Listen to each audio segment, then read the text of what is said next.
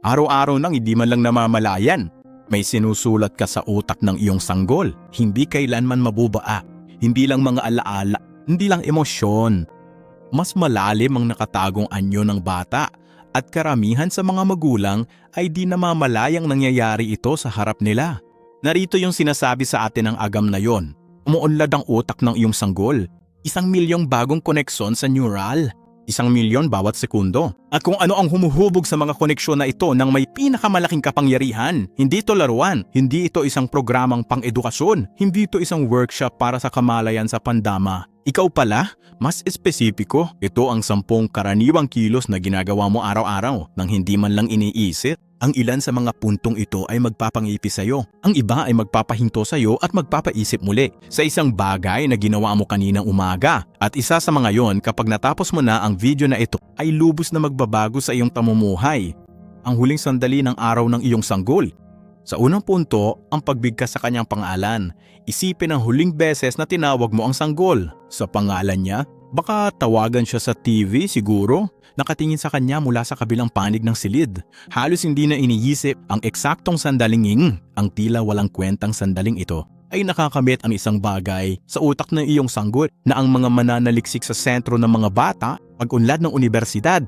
Inilarawan ito ng Harvard bilang isa sa mga pinakaunang anyo at ang pinakamakapangyarihan, emosyonal na imprint sa pag-unlad ng tao. Narito ang tunay na nangyayari kapag narinig ng iyong sanggol ang kanyang pangalan sa iyong boses gamit ang iyong intonasyon sa lahat ng inilabay mo nang hindi mo namamalayan.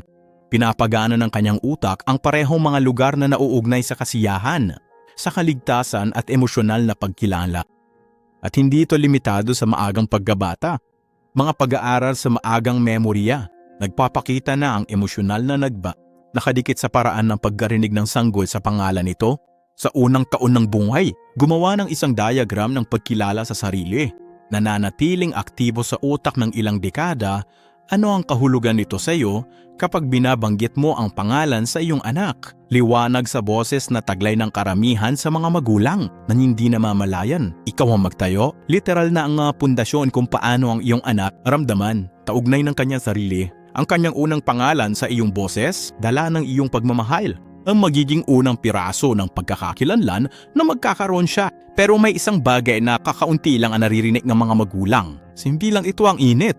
Ito rin ang dalas, mga sanggol na ang unang pangalan ay binibigas sa iisang tono, positibo sa emosyon. Ilang beses sa isang araw sa unang 12 buwan. Bumuo ng isang mas malakas na prefrontal cortex.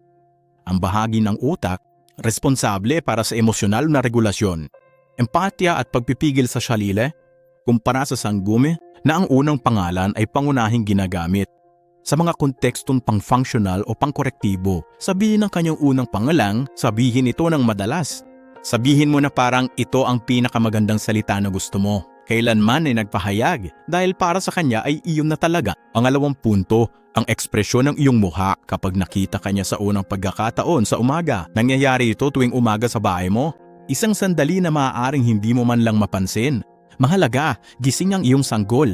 Iminulat niya ang kanyang mga mata at saka kanya hinananat ang ekspresyon na lumilitaw sa iyong mukha sa eksaktong sandaling dito. Bago mo pa man ito maisip na may kamalayan, ay nire-record. Mga psikologo sa pag-unlad, tinatawag nila yan na tugon sa pagbati at pananaliksi. Mula pa sa mga gawa ni Edward Thorndike sa Harvard, ipakita na ang mga sanggol na 2 buwang gulang, nababasa nila ang mukha ng kanilang magulang nang may pambihirang katumpakan. Iniskan nila ang iyong mga kilay, ang mga sulok ng iyong bibhid. Gamitin ang iyong mga mata upang maunawaan ang isang bagay na mahalaga. Ligtas ba ang mundo mismo? Malugod ba akong tinatanggap dito? Nakakapagpasaya ba ang presensya ko sa mga taong nakapaligid sa akin kapag lumiwanag ang iyong muka? Kapag sinasabi ng iyong mga mata, ikaw ang pinakamagandang bagay na nakita ko. Nang walang kahit isang salita, ang utak ng iyong sanggol ay naglalabas ng isang cocktail ng mga neurochemical kasama ang oxytocin, dopamine at serotonin. Kasabay nito, hindi ito isang metapora. Ito'y biochemistry ng pagiging nakikita na bihira sabihin sa'yo. Yan ang bati ngayong umaga. Inuulit araw-araw sa unang taon ay direktang nauugnay sa pag-unlad ng pagkakabit. Nagbibigay ng seguridad sa mga sanggol na nakakatanggap ng mga pagbati sa umaga, mainit at pare-pareho. Lumaking mga matatandang may matibay na ugnayan at matatagang emosyon. At mas mataas na antas ng serotonin sa simula. Ang unang mukha na nakikita nila tuwing umaga, nagpapatibay ng kanilang emosyonal na immune system habang buhay nila. Ika-3 punton, ang paglapag ng telepono mo kapag tinitingnan ka niya. Magkakaiba ang magiging dahilan nito depende sa tao. At gusto kong marinig mo ito hindi bilang isang paghatot. Dahil mahirap talaga sa mundong ating ginagalawan. Dahil ang nararanasan ng iyong sanggol, pagtingin niya sa iyo habang nakatingin ka sa screen ay narerehistro sa kanyang utak sa isang tiyak na paraan. At dokumentado, tinatawag ito ng mga mananaliksik na neutral face effect. Batay sa sikat na eksperimento sa mukha, walang emosyong tronic. Kapag ang isang sanggol ay tumingin sa kanilang magulang at nakatanggap ng mukha bilang kapalit, walang laman na walang tugon. Kahit sandali lang, ang stress hormone nito tumataas ng husto ang cortisol. Bumibilis ang tibok ng puso niya. Sinusubukan niyang ibalik ang komunikasyon. Inunat niya ang kanyang mga braso, nagsasalita siya at kung magpapatuloy ang kawalan ng tugon, lumalayo siya sa sarili. Narito ang mahalaga. Ang mga sanggol ay hindi kayang pagkilala sa isang magulang na walang emosyon. Dahil sa depresyon ng isang magulang, basta na lang nasisipsip sa pamamagitan ng kanyang telepono. Magkapareho ang resulta ng neurological, mga maliliit na pagkasira, ulit-ulit sa pagtun sa unang 12 buwan, ay bahagi ng tinatawag ng mga mananaliksik na mga maliliit na rupture ng St. Oni at kung ang bawat nakahiwalay na sandali ay maliit lamang, ang padron batay sa libu-libong pang-araw-araw na interaksyon, may malaking kahalagahan.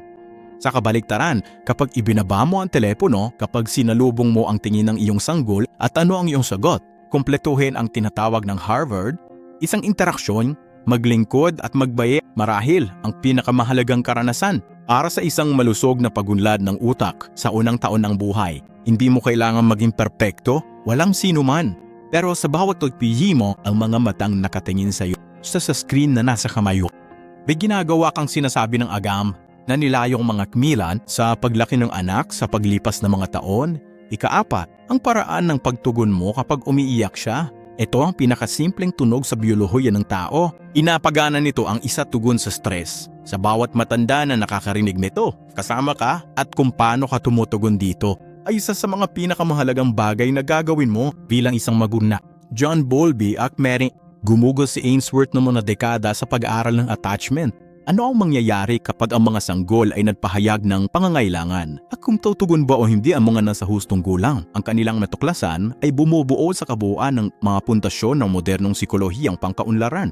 Mga sanggol na tumatanggap ng mga sagot, palagian at mainit sa kanilang mga luha sa unang taon ng buhay. Bumuon ang tinatawag na ligtas na pagkakabit at ligtas na pagkakagit ay ang pinakamalakas na tagahula ng kalusugang pangkaisipan sa Asia, ang matagalan. Ang kalidad ng mga relasyon at emosyonal na kakatayagan na ang paghahanap ay hindi kailanman matutukoy. Kapag pumunta ka sa umiyak mong sanggol, kapag kinupko po siya, kausapin o sabihan siyang nandito ka, hindi ito paninira. Tinuturuan mo ang kanyang nervous system na ang mundo ay tumutugon sa kanyang kailangan. Na hindi siya nabiisa, na ang paghihirap ay pansamantala lamang at ang tulong ay dumarating. Hindi lang ito tungkol sa ginhawa. Ito ang modelong neurological sa paghawak ng stress habang buhay. At dito, ito nagiging tunay na mahalaga. Di kailangan maging perpekto. Ayon sa pag-aaral, hindi kailangang tugunan ang bawat iyak ng agad-agad. Ang mahalaga ay ang pangkalahatang iskema, ang pakiramdam na umuunlad ang iyong sanggol. Na kapag kailangan tayo niya, dumating ka sa pagtubon. Hindi ang pagiging perpekto ang variable na nagpapabago sa mga resulta. Tumugon sa mga luhak, hindi mo lang siya pinapakalma. Bumubuo ka ng isang utak. 5 punto. Ang paraan ng paghawak mo rito. Ang palayok sa palayok, ang init ng iyong kamay sa kanyang likod. Kapag hawak mo liko, ang paraan ng pagsuporta mo sa ulo niya kapag binubuhat mo siya. Ang mabagal at sinasadyang paghaplos ng masahe. Ang lahat ng ito ay isang first-order neurological input. Pananaliksik sa Potch Research Institute ng Universidad ng Miami, pinapakitang ang mga sanggol na may banayad at madalas na haplos sa unang mga buwan. Ipakita ang isang pinabilis na pag-unlad ng kaluban ng pulot at ang proteksyon na patung sa paligid ng mga hibla ng nerbiyos na tumutukoy sa bilis at ang kahusayan ng sistema ng nerbiyos. Sa madaling sabi, ang paghawak ay nagpapatala sa isip ng sanggol at higit pa rito. Ang paghawak ang unang paraan kung saan kinokontrol ng iyong sanggol ang sistema ng nervyos nito bago pa siya magkaroon ng mga kagamitang pangkaisipan para gawin ito mismo. Kapag kalmado ka at mabagal ang iyong mga kamay, mainit at matatag, autonomic nervous system ng iyong sanggol ang kumokontrol sa kibok ng puso, paghinga at mga hormone ng stress. Literal na nag-synchronize sa iyo. Tinatawag ito ng mga mananaliksik na physiological correlation. At isa ito sa pinakamagandang tuklas tungkol lahat ng neuroscience sa pagunlad. Ang bilis ng tibok ng puso mo, ang iyong paghina, temperatura ng iyong katawan. Sila ang regulator, panlabas sa buong biological na sistema ng iyong sanggol. Kapag hawak mo siya sa iyong mga bisig, hindi mo lang siya basta pinapakalma. Ikaw ang sistema ng nervyos niya hanggang sa kaya niya itong patakbuhin ng mag-isa. Ika-6 na punto. Ang tono ng boses kapag hindi ka stressed, hindi ang salita o nilalaman para sa mga sanggol na wala pang 1 taon at di pa nakakaintindi ng wika. Totoong semantika. Ngunit mayroon siyang isang pambihirang kakayahan. Dokumentado sa loob ng 4 na buwan. Upang matukoy ang emosyonal na impormasyon sa tono ng boses, binabasa nito ang boses mo na parang binabasa mo ang isang muka. Mga pag-aaral gamit ang MRI. Sa pag-obserba ng utak ng sanggol gamit ang iba't ibang tono, nakitang tumutugon sila sa stress na boses. Ibenta o nagagalit sa isa pag-activate ng amygdala, sentro ng pagtuklas ng banta sa utak. Hindi dahil naiintindihan nila na stressed ka, ngunit dahil ang kanilang biology ay nagbabasa ang mga katangiang akustiko ng iyong boses. Ang taas ang ritmo, tensyon bilang datos pangkapaligiran. Narito ang ibig sabihin nito sa pagsasagawat kapag nahihirapan ka sa araw na ito at ang boses mo ay pilit kahit na puro neutral na salita ang sabihin mo.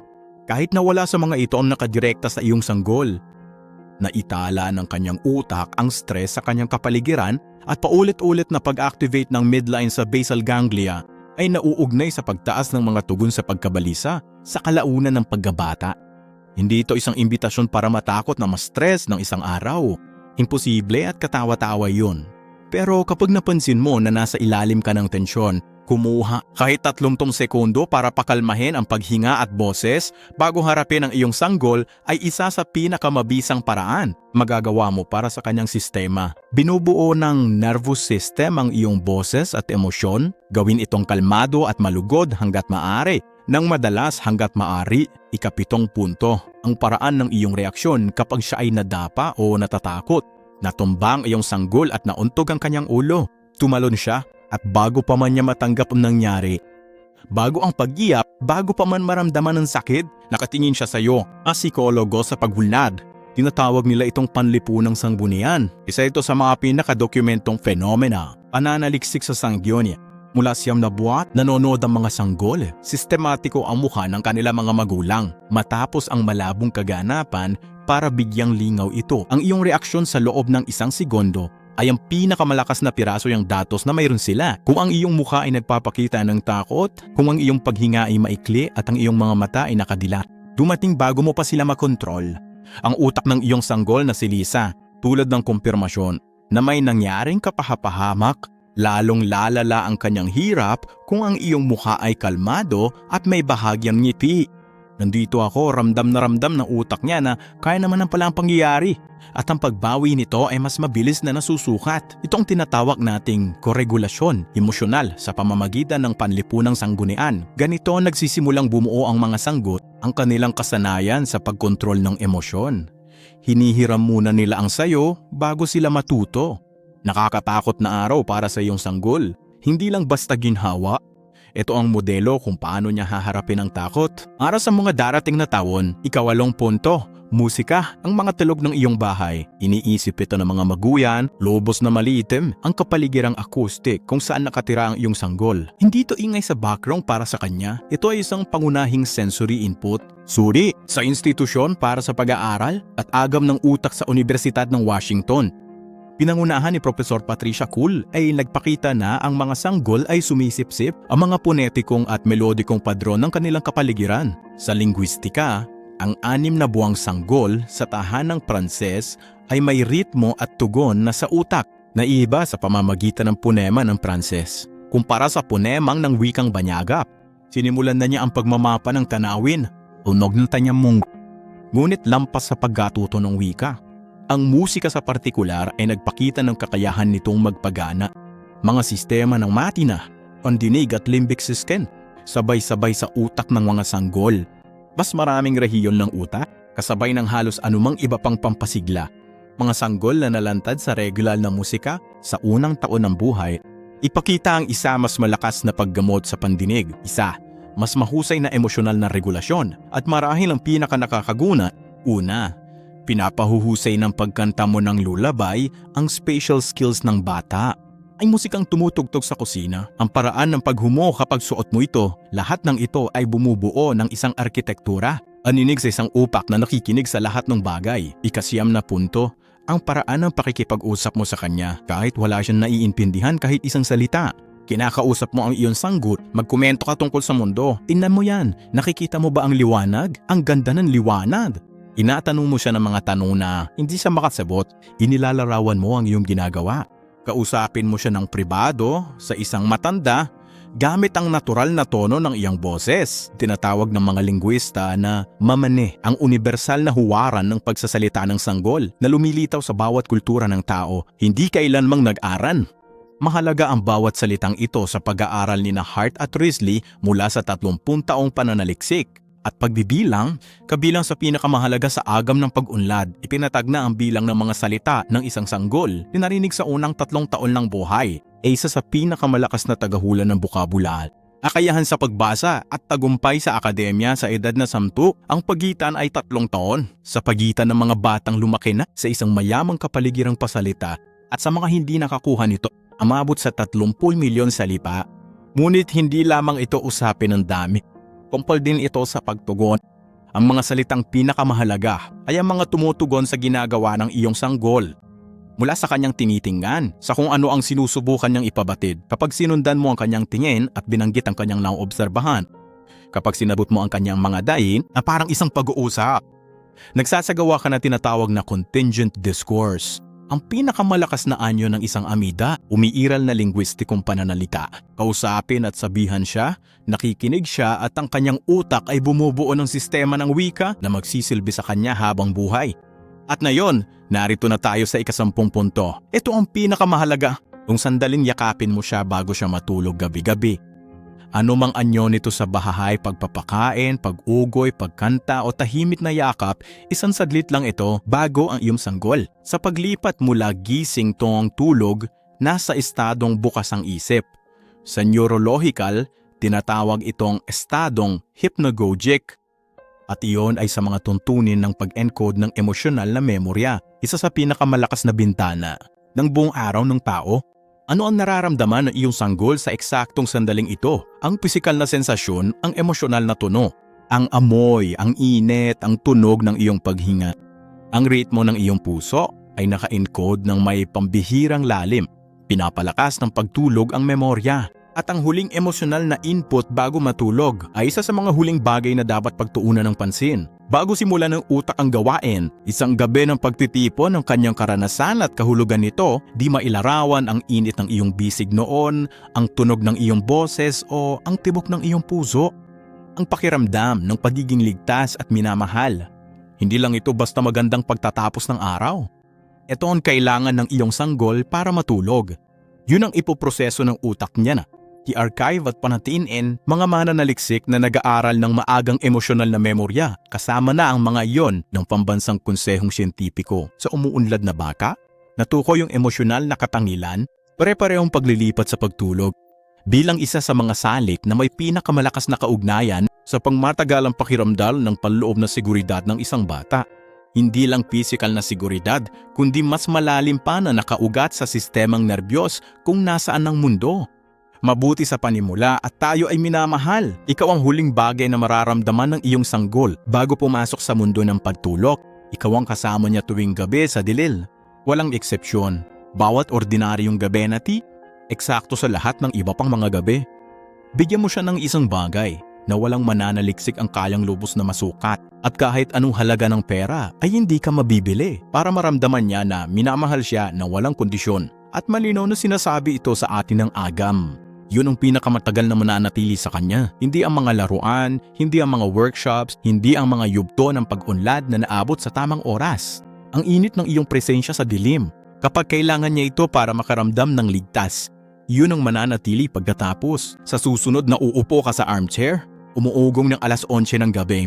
Pagod na pagod, iniisip kung mahalaga ba talaga ang mga ito. Oo, mahalaga yan. Higit pa sa lubos mong malalaman. Huwag kalimutang mag-subscribe sa aking YouTube channel para makatuklas ng mas marami pang nilalaman na tulad nito.